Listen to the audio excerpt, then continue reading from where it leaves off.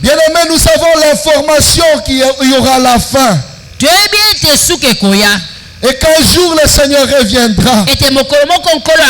Que fais-tu de cette information? Comment te prépares-tu par rapport à cela? Vous savez, en ce qui s'agit de ce retour du Seigneur, beaucoup l'utilisent maintenant même en blaguant. Je vis des gens dire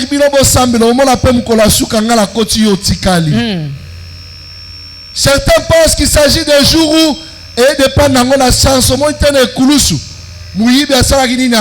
alléluia. Les gens commencent à utiliser cela comme si c'était quelque chose pour lequel on peut blaguer. Les gens pensent peut-être qu'à la dernière minute, je peux dire Seigneur, prends mon âme. Et le Seigneur répond, ce soir tu seras avec moi. Un peu comme le voleur sur la croix. Les gens oublient la préparation. Vous savez bien aimé, en termes de mariage, il y a toujours une préparation. Les gens vont à l'université pour devenir médecin, pour devenir agronome, juriste ou quoi. Mais les gens ne se préparent pas pour le mariage. Beaucoup commettent l'erreur de ne pas se préparer pour le mariage. C'est une erreur grave, bien-aimé. Parce que le mariage peut te prendre plus de temps que ta carrière. Bien-aimé, en termes de mariage, la préparation est quelque chose d'important. Et ici, nous sommes cette épouse qui attendons l'époux. Et pour cela, nous devons nous préparer. Nous devons prendre le temps pour nous préparer. Nous devons prendre soin dans la préparation. Il ne faut louper aucun détail. Il ne faut rien rater. Ni à cause des choses à venir, ni à cause des choses présentes qui puissent être dans ce monde. C'est pourquoi l'apôtre dit rien ne me séparera de l'amour du Seigneur. Rien n'a la valeur de te séparer du Seigneur. Rien ne peut avoir la valeur de te séparer du Seigneur pour que tu rates ce jour. Et ce que j'aime bien aimer, c'est que non seulement on sait que le Christ reviendra et que l'époux reviendra, mais l'époux lui-même a dit les caractéristiques de ceux qu'il viendra chercher. Quel avantage ça nous donne, bien aimé? Nous connaissons qu'il viendra chercher. Il donne les caractéristiques de qui il viendra chercher. Cela nous permet de nous conformer à ces caractéristiques. Cela nous permet de regarder si réellement nous sommes conformes à ceux qui viendront chercher. Ne me dis pas, frère, est-ce que tu penses que toi tu iras au ciel? Non. Il faut plutôt regarder est-ce que je me conforme à cette caractéristique. En tant qu'église bien-aimée, en tant que chrétien, nous devons nous conformer à cette caractéristique.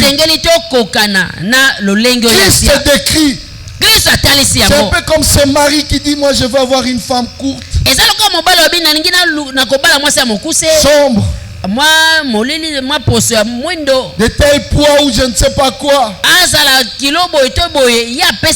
Cela veut dire que toutes les autres femmes ne répondront pas aux critères. Même si entre parenthèses c'est compliqué de pouvoir faire ces choses dans les mariages terrestres. Mais bien aimé, ici Christ donne les critères. Dans Ephésiens 5 au 7e verset, il dit afin de faire paraître devant lui cette église glorieuse. Une église sans tache, ni ride, ni rien de semblable, mais sainte et irrépréhensible. Une église glorieuse. Lingomba ya nkembo. Toute église qui ne sera point glorieuse. Lingomba no so kozala ya nkembo te. Cette église ne verra pas ce jour comme un jour de gloire. Lingomba ekomona mokolo te lokola mokolo ya nkembo. Lokola mokolo ya libondisi. Toute église qui ne sera pas sans tache. Lingomba nyonso ekozala te ezangi ne verra pas le Seigneur comme ce jour glorieux. Boya komona mokolo te lokola mokolo ya nkembo.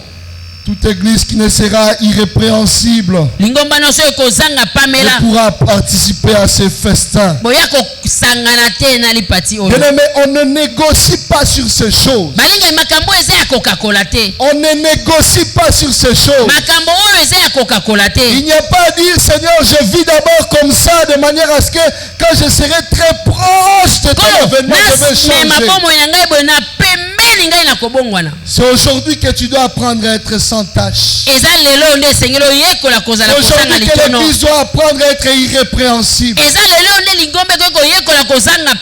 aujourd'hui que l'église doit apprendre à être sainte. Et non demain, bien-aimé. Il n'y a pas à négocier. Il n'y a pas à discuter. Lorsque nous considérons ces choses, bien-aimés, cela nous pousse à nous y mettre, bien-aimés, et à travailler continuellement pour ces choses, à travailler jour après jour, et à prier le Seigneur pour que le Seigneur nous aide à nous y conformer. À implorer la grâce du Seigneur pour que le Seigneur nous aide à nous y conformer.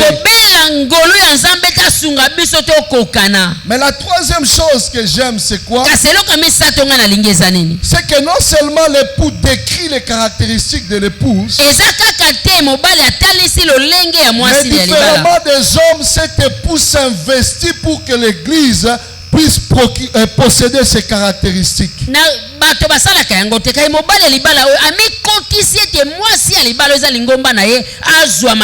Christ lui-même travaille pour que l'église soit sainte. Christ travaille pour que l'église soit irréprochable, irrépréhensible et sans tâche. Ça veut dire que l'époux met les moyens pour que l'épouse ressemble à son image. Il dit, Marie, aimez vos femmes comme Christ a aimé l'église et il s'est livré lui-même. Il est allé à se livrer lui-même, bien-aimé, pour que nous soyons sans tâche, pour que nous soyons irrépréhensibles. Il s'est livré. Il s'est donné pour l'église. Bien-aimé, il faut considérer cela. Lorsque tu sais que toi, en tant qu'église, Christ s'est livré pour toi. Lorsque tu sais que pour ton frère, pour ta soeur, Christ a donné sa vie pour lui, tu auras de la considération pour l'autre. Tu auras du respect pour l'autre. Parce que tu sais que c'est une âme. Et tu sais qu'il a de la valeur auprès de Christ. À la croix, il a accepté la souffrance. C'est pour son église, bien-aimé. À la croix, il a accepté la souffrance. C'est pour son église. Voilà pourquoi triste à ceux qui s'amusent dans l'église de Dieu. Parce que là où tu t'amuses à faire n'importe quoi, Christ lui a donné sa vie pour cela. Si toi tu t'amuses à faire des choses qui n'honorent pas Dieu, Christ a donné sa vie pour l'église. La Bible dit qu'il s'est livré lui-même afin de la sanctifier par la parole. Il sait qu'en tant qu'homme, nous avons des défauts et des faiblesses. Mais il ne se limite pas à se livrer, il sanctifie l'église par sa parole. Il donne la parole de Dieu pour sanctifier l'église. Pour que ceux qui tombent dans le péché sachent qu'il y a un moyen de se repentir. Pour que ceux qui sont à côté de ceux qui sont tombés dans le péché sachent qu'il faut relever celui qui est tombé. donne sa parole pour nous préparer à ce grand jour.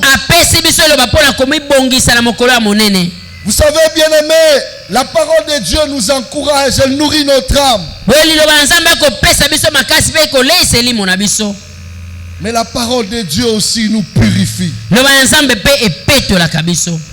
La parole de Dieu nous purifie. Et le but premier de la parole de Dieu, c'est pour nous rendre purs. Jean 15, verset 3, la Bible dit déjà vous êtes purs à cause de la parole que je vous ai annoncée. Bien aimé, si tu écoutes régulièrement la parole de Dieu, si tu lis régulièrement la parole de Dieu, tu prépares ta vie dans la pureté. Tu prépares ta vie dans la pureté. Ceux qui ont dit non au péché, c'est parce qu'ils savaient que ce n'est pas une bonne chose. Et ils l'ont appris où? Dans la parole de Dieu. Tous ceux qui ont agi dans la Bible conformément, c'était toujours conformément à la parole de Dieu. C'est conformément à cette parole. Parce que son but, c'est de nous purifier, de nous changer. L'erreur du chrétien, c'est d'exiger que le monde change. Mais bien aimé, ce n'est pas d'abord le monde qui doit changer, c'est toi qui dois changer. Parce que toi, tu as la parole de la vérité. C'est cette parole qui va te rendre différent des autres. Et les autres verront que tu es différent. Jésus, quand il prie, dit, je t'ai pris dans Jean 17, verset 15. Je ne t'ai pris pas de les ôter du monde, mais de les préserver du mal. Ils ne sont pas du monde. Comme moi je ne suis pas du monde. Sanctifie-les par la vérité. Ta parole est la vérité. Mais c'est la parole qui est la vérité. Lorsque tu es en face de cette parole, tu apprends la vérité. Lorsque tu t'habitues à cette parole, ça t'empêche de vivre hors de la vérité. Lorsque tu marches conformément à cette parole, tu ne peux pas marcher hors de la vérité. C'est toi, bien-aimé, qui dois changer en premier. Le monde attend la manifestation. C'est le monde qui attend de toi quelque chose. N'attends pas du monde quelque chose. Les hommes mauvais, il y en aura toujours. Les hommes méchants, il y en aura toujours. Les hommes compliqués, il y en aura toujours. Mais toi change. Toi manifeste la vérité. Toi démontre la vérité. Toi expose la vérité qui est la parole de Dieu. La parole de vérité. La Bible dit dans Jean 13, 35, à ceci tout le monde connaîtra que vous êtes mes disciples. Christ a donné la responsabilité aux disciples. Que les gens connaissent que vous êtes disciples. Il faut que ton collègue du travail sache que tu es disciple. Parce que tu as la parole de la vérité. Il faut que ton voisin sache que tu es disciple. Parce qu'il voit la parole de la vérité. Il faut que tes frères et tes sœurs sachent que tu es disciple. Parce qu'ils voient la parole de la vérité. C'est ainsi que le monde peut changer. Bien-aimé, l'épouse sanctifie par la parole. Ça veut dire l'effort qui est fourni d'abord par l'époux. Et l'épouse doit recevoir et capitaliser cet effort. Je ne sais pas si quelqu'un me comprend ce matin. C'est-à-dire que c'est l'époux qui dépense de l'énergie pour te sanctifier.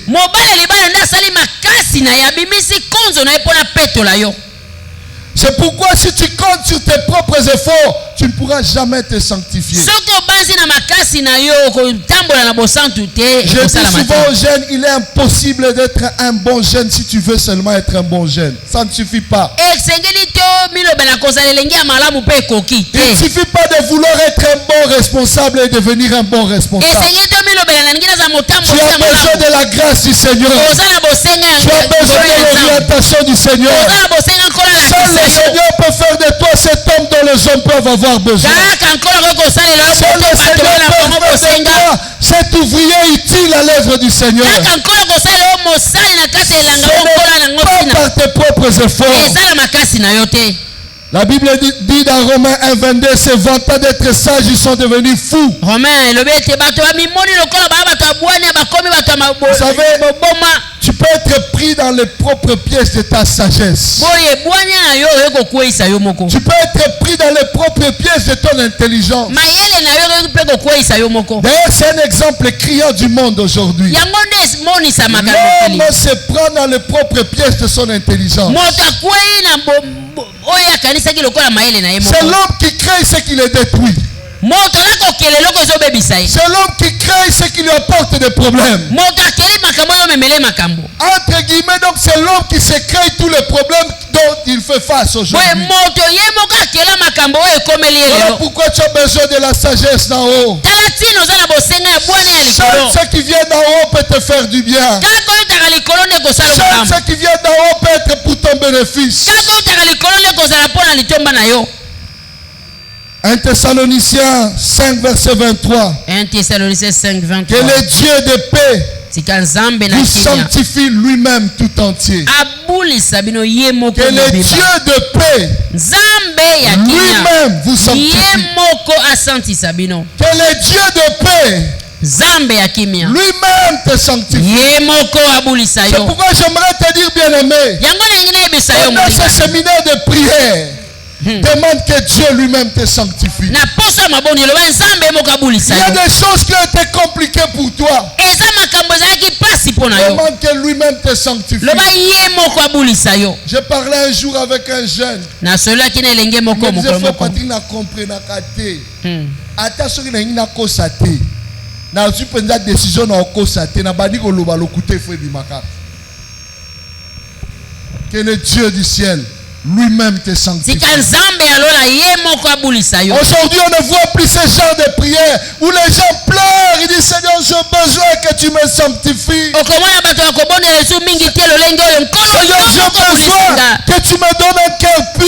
J'ai besoin que tu me soutiennes, Seigneur. On ne voit plus cela. C'est cela qui nous prépare au retour du Seigneur. C'est cela qui nous prépare au grand festin. Voilà pourquoi je vais te supplier, bien-aimé. Ne considère pas le voisin. Ne considère pas l'autre. Mais implore le Seigneur Jésus-Christ. Implore que le Seigneur te délivre de certaines choses. Il dit qui vous sanctifie lui-même tout entier. Et que tout votre être, l'esprit, l'âme, le corps soit conservé irrépréhensible. Il n'y a que lui qui peut travailler dans ces trois dimensions. L'homme peut travailler avec ton esprit. L'homme peut travailler avec ton esprit. L'homme peut travailler avec à déranger ton esprit. L'homme peut travailler à détruire ton corps. Mais lui peut travailler sur ton esprit, sur ton corps et sur ton âme. C'est pourquoi il est capable de restaurer, de penser là où il y a des blessures. Il est capable de rétablir. Parce que lui sait agir dans ces trois dimensions. Lui sait restaurer dans ces trois dimensions. Lui peut remettre en état ces trois dimensions. Voilà pourquoi tu as besoin de lui, bien-aimé. Voilà pourquoi nous avons besoin de lui. Nous avons besoin de lui. C'est cet attachement à la parole de Dieu qui va faire que nous nous sanctifions continuellement. N'attends pas les derniers jours.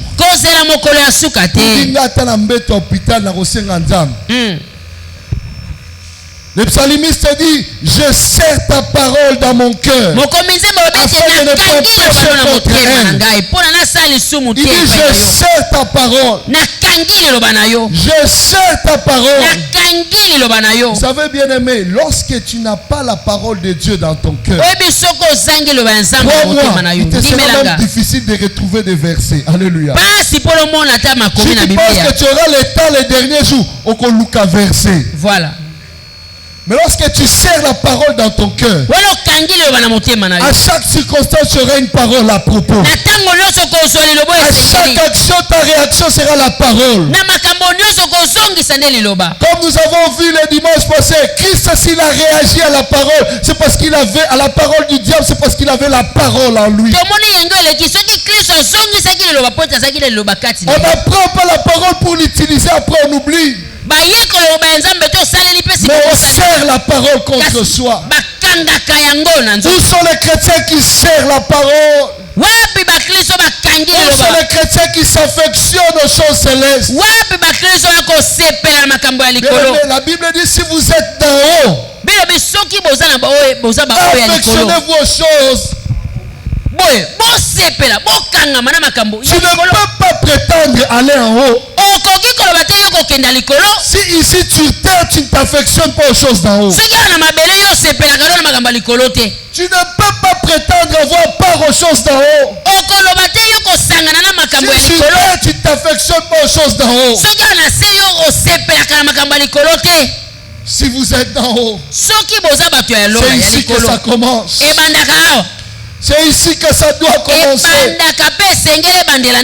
Bien aimé, c'est une condition pour que ce jour soit glorieux pour vous. La Bible dit, sans la sanctification, personne ne verra le Seigneur. Ce n'est pas moi qui l'ai dit. Ce n'est pas de ma faute si la Bible est aussi exigeante. Attends le jour où tu seras là-bas, tu poseras la question au Seigneur. Mais pour l'instant, sans cela tu ne le verras pas. Sans cela tu ne le verras pas. Que tu sois diacre, berger, pasteur, sans cela tu ne le verras pas.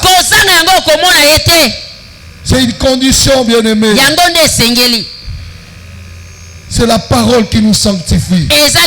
Donc, accroche-toi à la parole pour qu'elle te sanctifie continuellement. Et qu'avec cette parole, tu montes au ciel. Et que ce jour soit une bienheureuse espérance. J'aimerais te dire, laisse la parole te guider dans tes choix, dans tes décisions. Prends le temps avant de prendre une décision vérifiée par rapport à la parole. Sur cette chair, on ne parle que de ça. Mais si on ne parle que de ça, c'est parce qu'il y a quelque chose derrière ça.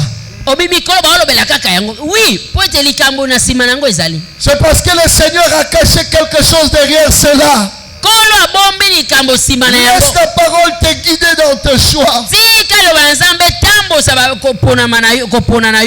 Vous savez, c'est la seule chose qui m'a aidé à ne plus être colérique. J'ai grandi étant très colérique, très réactif. Mais la parole m'a appris à commencer à considérer les choses. Quand tu me fais du mal avant que je ne réagisse, je pense à la parole de Dieu. Il y a des gens qui sont spécialisés pour faire du mal. Il suffit qu'ils te sortent une parole. Tu as l'impression qu'on te froisse, on t'a coupé, on t'a déchiré. Il n'y a pas la parole. Mais à cause de la parole de Dieu, je te dis c'est une âme pour le Seigneur. À cause de la parole de Dieu, est-ce que je dois réagir? Je préfère prier pour la personne. Laisse la parole te guider dans les plus petits détails de ta vie. Laisse cette parole t'aider, bien-aimé. La parole nous rend purs, mais elle nous sépare des habitudes coupables du monde. Cette même parole nous permet d'adopter le comportement de Christ. Et cette même parole fait de nous des élus. J'aime cette parole.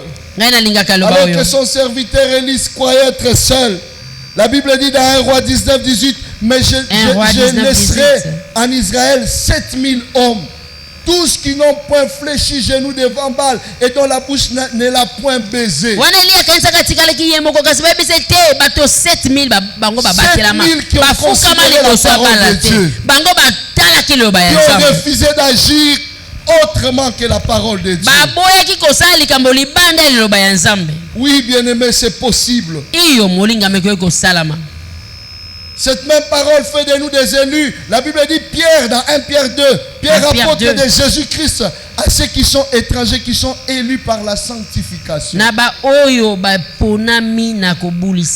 Vous savez, lorsque tu apprends à vivre dans la sanctification, ça fait de toi une personne différente. Dans notre groupe de professeurs d'université, il y a quelqu'un qui a envoyé une vidéo de quelqu'un qui s'est vanté de son comportement.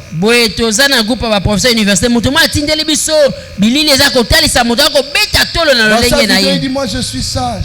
Moi les gens pensent que des fois je ne suis pas intelligent, mais je suis sage. J'observe, je vois et puis j'attaque. La première réaction que je me suis dit, mais si tel est son comportement, on allait le constater. Bien aimé, tu n'as pas besoin de dire aux gens ce que tu es. Mais vis la sanctification par la parole de Dieu et les gens verront ce que tu es réellement. Ceux qui s'approcheront de toi vont constater quelque chose. Ceux qui te regarderont vont voir quelque chose. C'est ça le plus important. Ce que les autres considèrent de toi, ce n'est pas important. C'est d'abord ce que la parole dit de toi. Et si tu te conformes à ce que la parole dit de toi, changer leur considération par rapport à toi. Ça c'est important, bien aimé. Cette parole de Dieu, c'est celle qui nous fait de nous des élus. La sanctification, bien aimé, fait appel à l'honneur et à la révérence. Quelqu'un qui lit la parole de Dieu, quotidiennement qui se sanctifie, mérite la révérence. Vous savez, à l'époque, quand vous voyagez, quand vous êtes pasteur, seulement col pastoral. Même sur la file, on vous laisse passer, on vous contrôle pas. Si tu es sage, il faut aller te mettre derrière un pasteur. On regarde, on dit, autant assistant, vous passez. Depuis que le péché atteint même le sommet, même le pasteur, on commence à le considérer avec beaucoup de prudence. Pourquoi ça n'était ainsi? Parce qu'on considérait les hommes de Dieu par rapport à la parole. C'est ça qui donnait l'honneur. Mais lorsque vous laissez tomber la parole, vous laissez tomber l'honneur. Vous laissez tomber la révérence. Au bout de cette prière, notre Père qui es aux cieux, que ton nom soit sanctifié. Nous sanctifions le nom du Seigneur. Nous donnons révérence au nom du Seigneur. Il doit être ainsi aussi de nous. Des enfants de Dieu. Christ s'investit pour retrouver cette église glorieuse. Mais bien aimé, comme c'est une introduction, je vais essayer de chuter ici. Mais j'aimerais avant que tu comprennes pourquoi Christ revient-il chercher une église glorieuse. Pourquoi a-t-il choisi une église glorieuse, saine?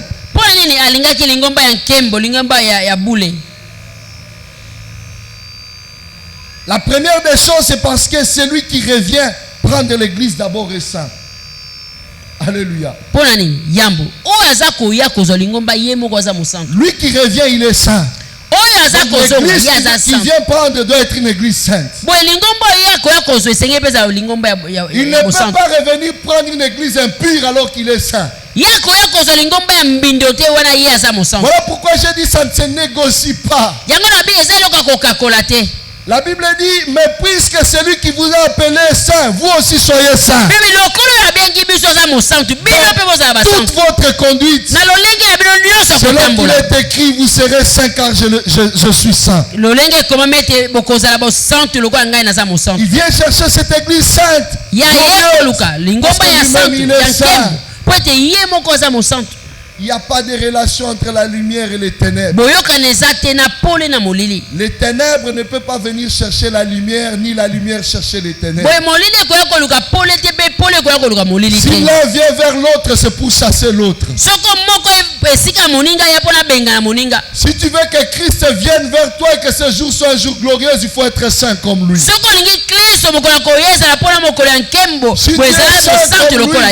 Si tu es saint comme lui, il viendra vers toi et jusqu'à toi. Et comme la Bible dit, quand il sera dans les airs, tu auras cette capacité de les rejoindre. Mais si tu es différent de lui, tu pourras que constater qu'il est revenu. Lui-même, il est saint. Il viendra chercher une église sainte. Et des chrétiens saints. La deuxième chose, c'est pourquoi il vient chercher une église glorieuse. C'est parce qu'avant de rentrer au Père, Christ s'est assuré de faire une chose. C'est d'installer une église glorieuse. Est-ce que quelqu'un me suit? Christ a installé une église glorieuse. Écoutez ce qu'il dit dans Matthieu 16, 17. Je lis à partir du verset 18e. Et moi, je te dis, tu es Pierre. Petros. Petros. Il a pris soin.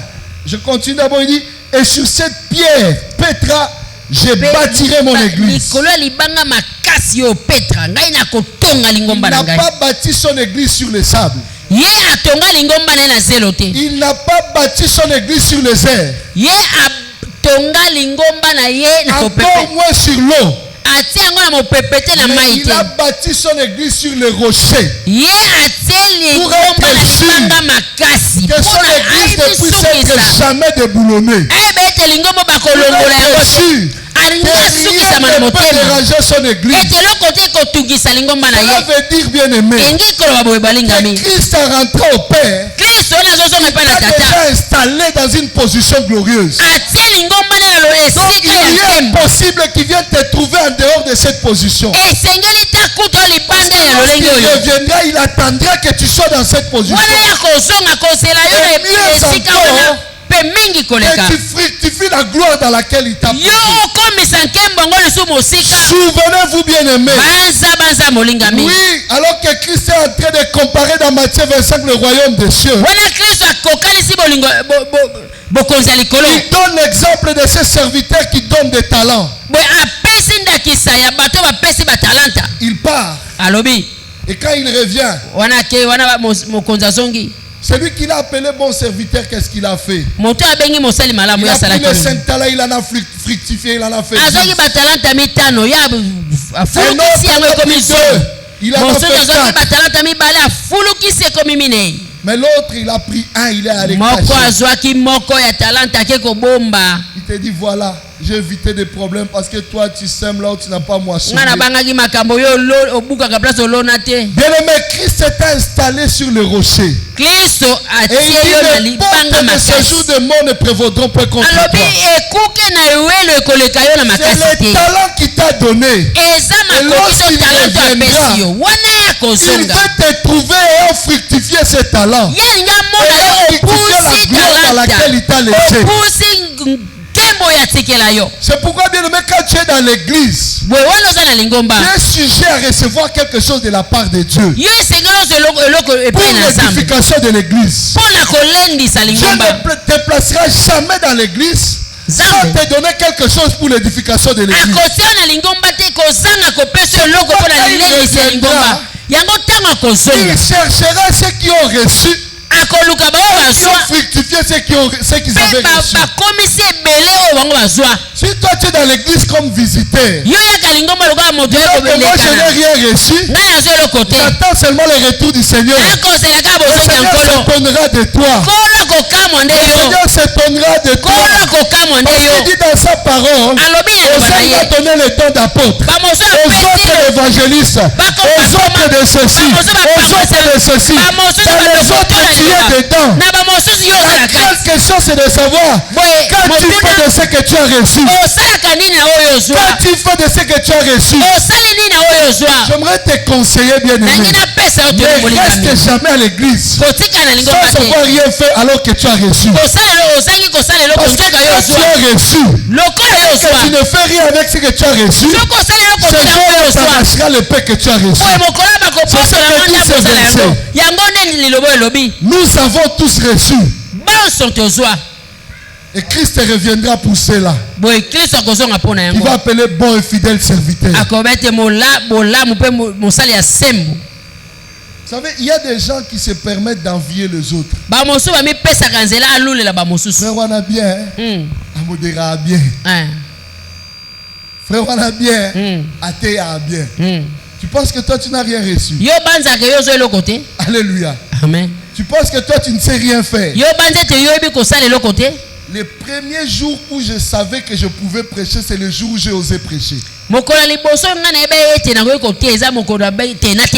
comme malheureusement, ce jour-là, on ne m'avait pas averti que je devais prêcher, on devait prier pour quelqu'un. On vient me souffler à l'oreille, frère, prépare une exhortation. Frère. Il y a des choses qu'on te dit au démon. Mais ce jour-là, par la grâce de Dieu, j'ai ouvert la Bible. Et quand j'ai parlé, je me suis dit, mais oui, je peux aussi prêcher la parole de Dieu. Depuis ce jour-là, j'ai commencé à prêcher, prêcher là. Et dit, quand je sors sur la rue, je te rencontre, même si je n'ai pas la Bible, les versets que j'avais, je te les donne. Bien-aimé, tu as reçu quelque chose. Christ viendra vérifier quand tu fais de ce que tu as reçu. Il viendra chercher une église glorieuse. C'est l'église de ceux qui ont fructifié les grâces et les dons qu'il a donnés. L'église de ceux qui ont travaillé conformément à ce qu'ils ont reçu de Christ. Lui-même t'a installé sur le rocher. Il t'a implanté pour dominer et non pour être dominé. La phrase qui dit ne provoquons pas contre, je te donnerai les clés du royaume des cieux. Est-ce que vous comprenez un peu cela? Dieu te donne le pouvoir. Il te donne le pouvoir d'être enfant de Dieu. Il te donne le pouvoir de rester enfant de Dieu. Il te donne le pouvoir de demeurer enfant de Dieu jusqu'à ce qu'il reviendra. Rien ne pourra t'ôter d'être l'enfant de Dieu. Toi, si quelqu'un te dit que il n'avait pas encore le pouvoir, je ne laisserai jamais Dieu pour toi. Jamais. Je ne laisserai jamais Dieu pour une circonstance. Le diable doit être informé. Job a été torturé de tout bord. Mais la seule chose qui n'a pas laissé, c'est la foi. Christ se pose la question, quand je reviendrai, est-ce que je trouverai la foi sur terre? C'est pour te dire que la chose que tu dois le plus conserver, c'est ta foi. La chose que tu dois le plus garder, c'est ta foi. Garde ta foi, bien-aimé. Garde-la jusqu'à son retour. Que tu vives ce jour glorieux. Christ reviendra pour cette église glorieuse. C'est parce qu'il vient prendre cette église parce qu'il a préparé une demeure de gloire. Écoute-moi, bien-aimé. Il dit, je m'en vais au Père vous préparer une place. C'est ce que Christ a dit en partant. Est-ce que vous connaissez la caractéristique de l'endroit qu'il allait préparer? On va les chercher dans la Bible. Apocalypse 21. Apocalypse 21. 9. Je lis à partir du verset 9. Puis un des 7 anges qui tenait les 7 coupes remplies de 7 derniers fléaux vint et m'adressa la parole en disant, viens, je te montrerai l'épouse, la femme de l'agneau. Et il me transporta en esprit sur une grande haute montagne. Écoutez. Et il me montra la ville sainte, Jérusalem, qui descendait du ciel d'auprès de Dieu, ayant la gloire de Dieu. Vous comprenez le lieu d'habitation? Ayant la gloire de Dieu. Son éclat était semblable à celui d'une pierre très précieuse. D'autres versions parlent de la pierre de jaspe. Une pierre de jaspe transparente comme du cristal. C'est l'endroit qu'il est allé préparer pour toi est glorieux. Toi qui dois y habiter, tu dois être glorieux. Si le lieu qu'il est allé préparer pour toi est glorieux, c'est-à-dire l'église qui va revenir chercher doit être une église glorieuse. Il ne peut en être autrement, bien aimé. Parce que le lieu est un lieu glorieux, avec une gloire divine. Cela veut dire que tu dois vivre cette gloire divine ici pour être capable d'habiter dans ces lieux. Dans le cas contraire, tu ne pourras pas habiter dans ces lieux.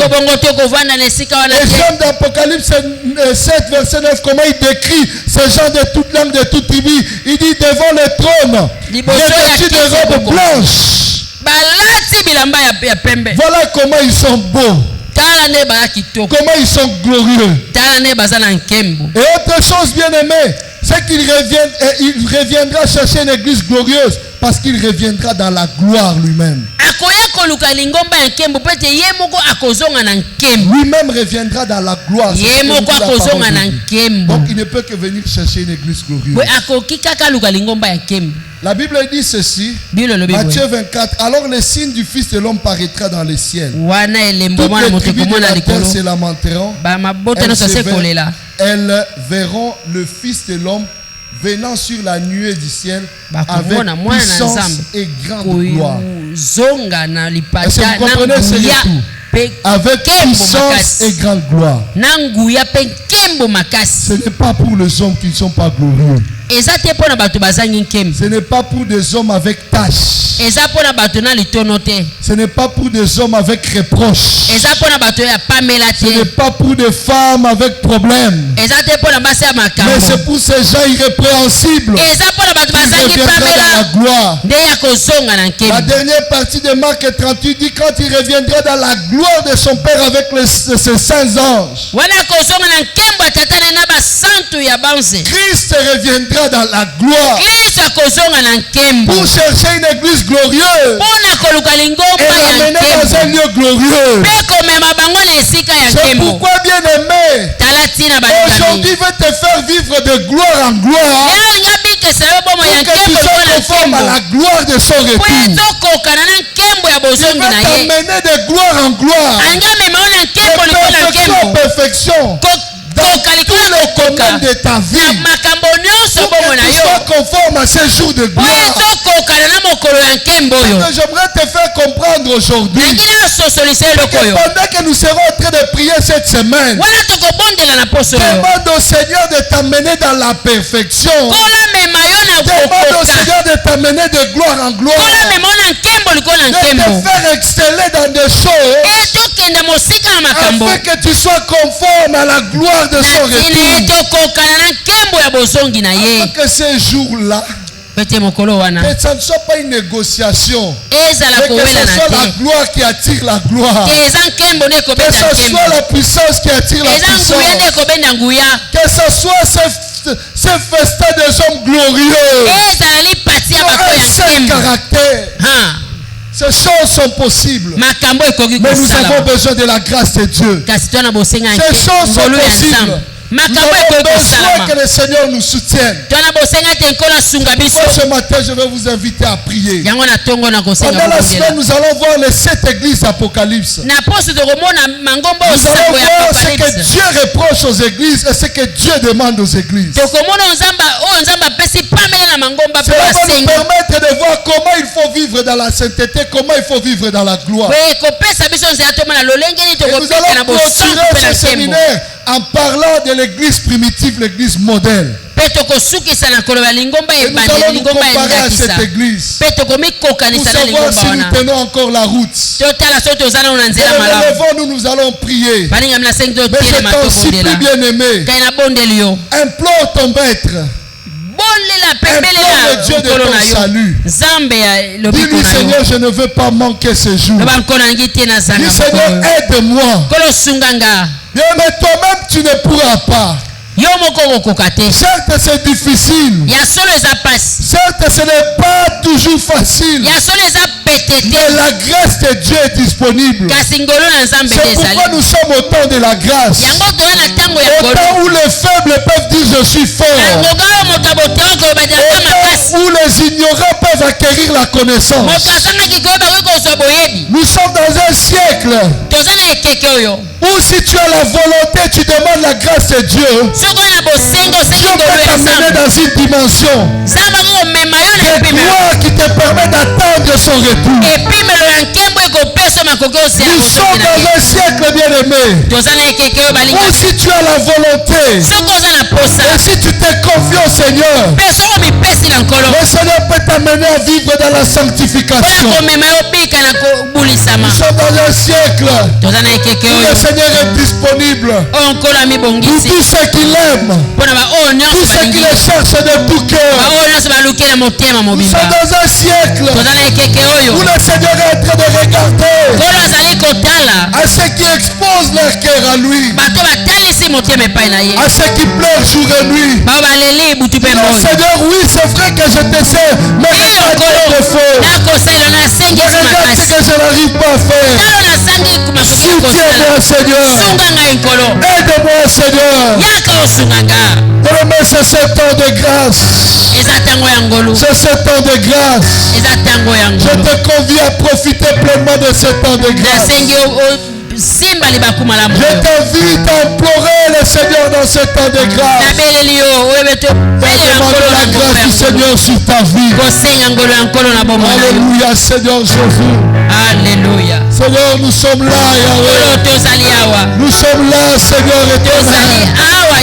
Seigneur, nous avons besoin de toi, Seigneur. Nous voulons vivre ta vie. Nous voulons vivre ta vie. Nous voulons vivre ta vie, Yahweh. Nous voulons vivre ta vie, Seigneur. Aide-moi à être ce bon fidèle serviteur. Je t'en supplie, Seigneur. Aide-moi à être ce bon serviteur.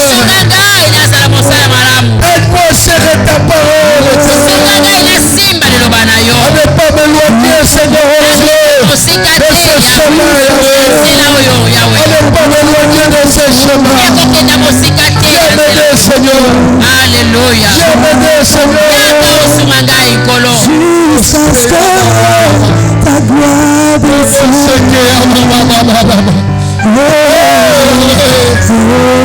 Jésus.